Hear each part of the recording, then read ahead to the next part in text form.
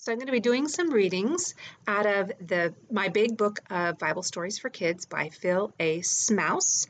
First heard this book read, as chapter out of the book read by one of my favorite radio Bible preachers, Alistair Begg. He had finished a series on the book of Ruth, and he read the chapter on Ruth out of this book, and I really enjoyed it. I know it says it's for kids, but I guess I'm just a big kid because I really enjoy these. They're kind of poetry set in like a Dr. Seuss type feel.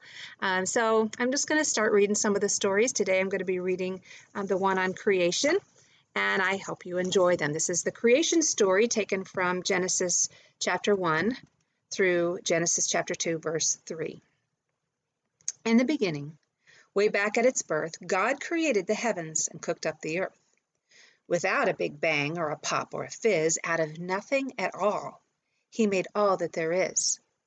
The earth was asleep in the darkness of night until God told the darkness, "Now let there be light." And light was. And that very first blazing clear light was the light of his glory, his love, and his might. God looked at the light and he saw it was good. It was lighting up things just the way that it should. His love rolled up the darkness and chased it away. There was evening and morning the very first day.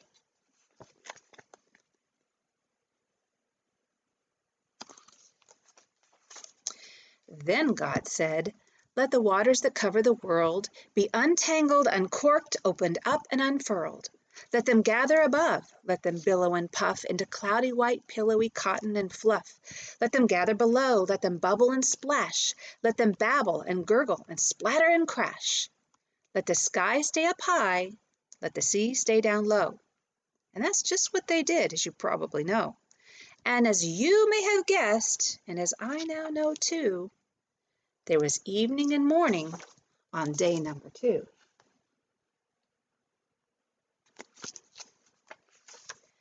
Oh, but day number 3, it was something to see. It was something to see back on day number 3.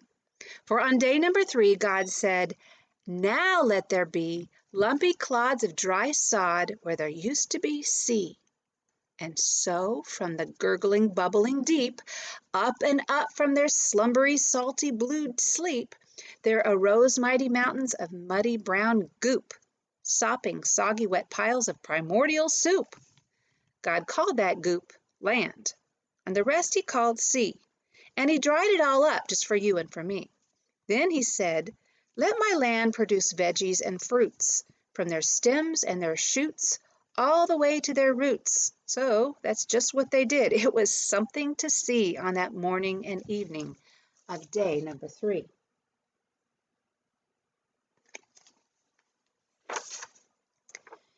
You say your head's spinning? Well, mine's spinning too. With all that God's done, what more could he do? Oh, but then once again, as the night softly spread, God unfolded the silence and silently said, "Now let there be lights in the darkness of space, tiny twinkling starlights all over the place. Glassy golden lights, spinning white sparkling spheres. Let them sing out the seasons and mark out the years." And the sun came alive with the gift of his light, and it shone with the light of his love and his life. And then, high in the inky blue black of the night, he kerplopped down the moon to reflect back its light. What a day! I should say, could there be any more after morning and evening on day number 4?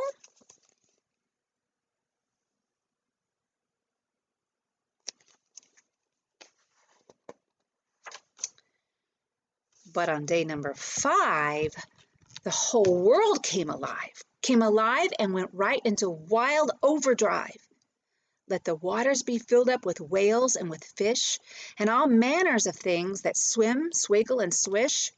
And then, said the Lord, let each salmon and tuna in every last lake, river, sea, and laguna, each grunion and grunt, every grouper and crappie, each wahoo and halibut, mammy and pappy, live happily, snappily, every last one, with a million fish daughters and little fish sons. Let the skies fill with twittering, chirping, and tweeting, with cockadoo doodling, honking, and peeping, with chickadees, hummingbirds, roosters and hens, tufted titmouses, red robins and wrens.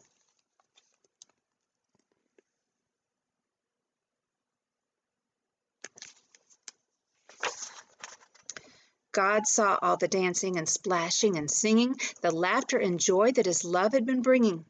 He saw it was good. It was free and alive. There was morning and evening on day number 5. Then, on day number 6, God pulled all the stops. Of all days, some say that this day was tops. For when this day was through, all that God had begun, all the work that he worked, would at last be all done. Let the land dart and scurry with fuzzy and furry things, wild and wonderful, cuddly and purry things, lions and tigers and zebras and yaks, topped with horns and antennas, with antlers and racks.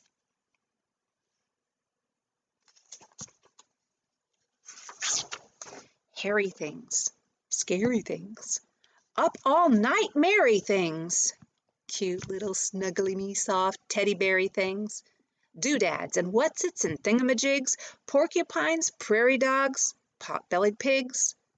Let them toddle and flip, let them slither and sprawl, let the land creep and crawl with new life, big and small. God looked it all around and he saw it was good. Everything did its thing just the way that it should. Every happy new heart sang his praise loud and clear, for they knew something big was about to appear.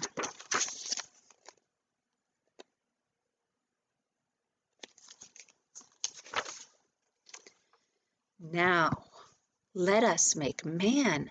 Let us make him alone in our image and likeness, said God from his throne. Let him love and be loved. Let him know and be known.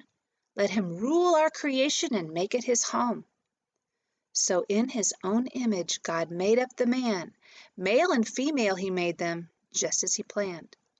Without cavemen or monkeys or riddles or tricks, there was evening and morning on day number 6. On day 7, God rested from all he had done.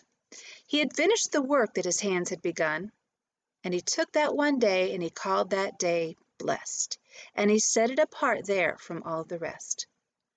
So this Sunday, I think I know just what I'll do. I'll plop on my knees and say thanks, wouldn't you? For each breath that we take, every beat of our hearts is a gift, and without him, we truly would not have one slender, slim thing. We'd have nothing. It's true. Oh, the depth of his love. I'll remember. Will you?